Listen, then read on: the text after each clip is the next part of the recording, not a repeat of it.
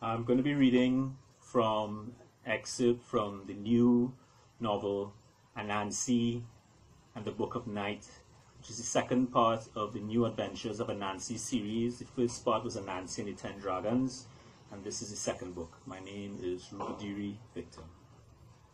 We begin. Once upon a time, when animals used to speak. Chapter 1. Another disappearance. Anansi stood inside the square made by the yellow tape tied knee-high to the surrounding broken branches. A white, dusty outline lay on the floor in front of her. The sun was going down. She stood like that for a while as if waiting. Her eyes, however, were darting all over the scene looking for clues. But there were no clues. An animal that was once an animal was now an outline in dust. The sun dipped beneath the mountains, and all around her in the forest the soft squeaks began.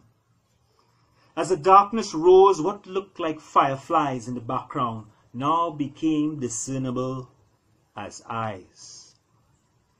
Dozens of pairs of eyes shining in the darkness around her. The squeaks became deafening. The bush roiled with the presence of the creatures. She was surrounded.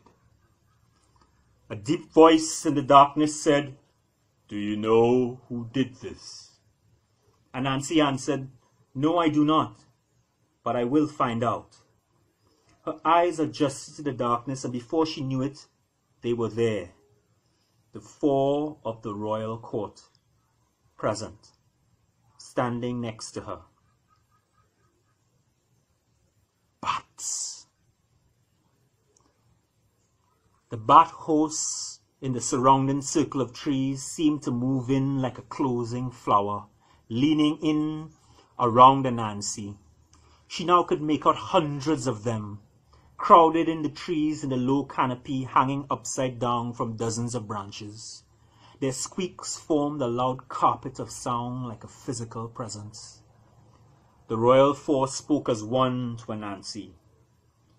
"Our king has been taken from us. We want answers." End of chapter 1. Chapter 2. The Prince and the Spider. Where had the years gone?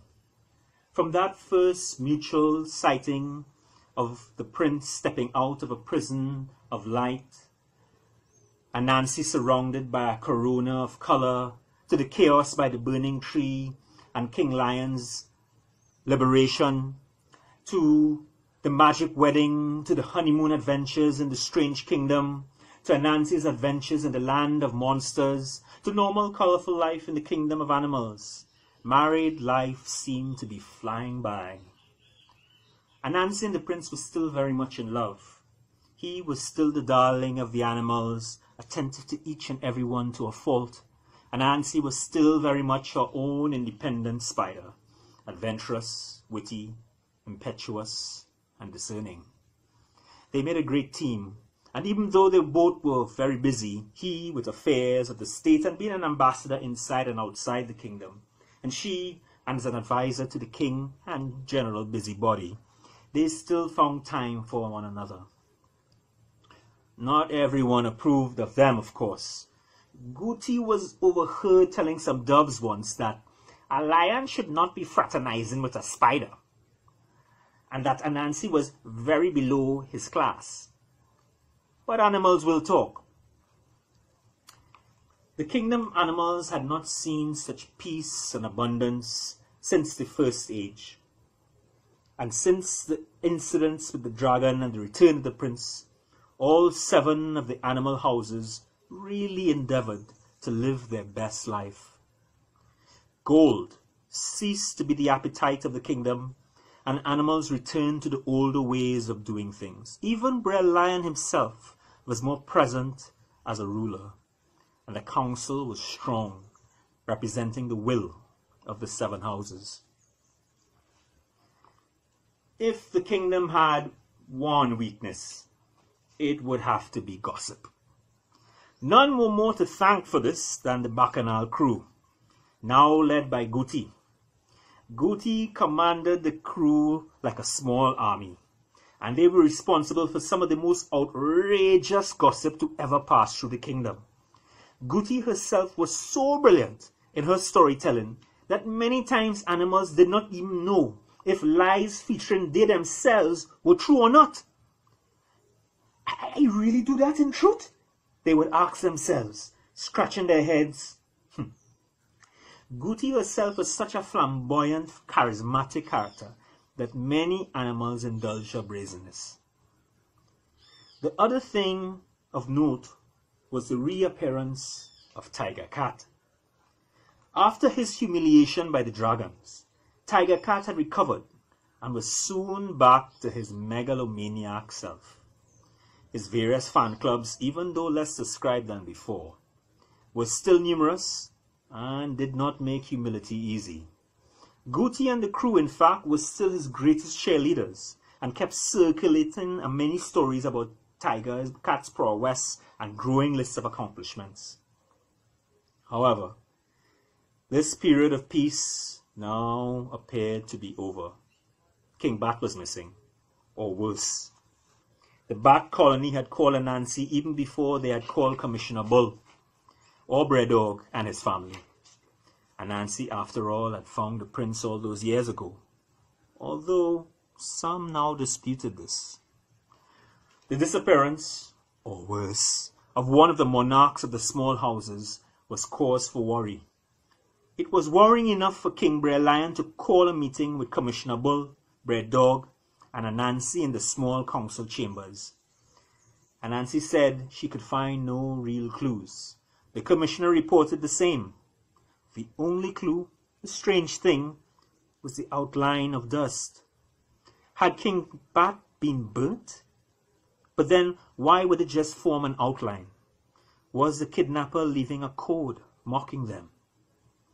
Brer Dog came in late and apologized, but he had a good reason. Sorry all, but more bad news. More bats confirmed missing. Dozens. Same circumstances. Brer Dog had left his family poring over the scene of the vanishings. Anansi came home from the meetings shaken, but tempted for once to do nothing. Commissioner Bull was competent enough to handle a matter like this, as was Brer Dog and family. Besides, she was feeling the wanderlust again. All her adventures in strange lands had whet her appetite to meet new animals and creatures and see new things. A trip with her husband might just be the thing. She touched the amulet, the ancestral amulet around her neck that protected her from enchantment, a trophy from adventures in the land of monsters. She heard her husband approaching the den. He knocked and came through the door, and they embraced.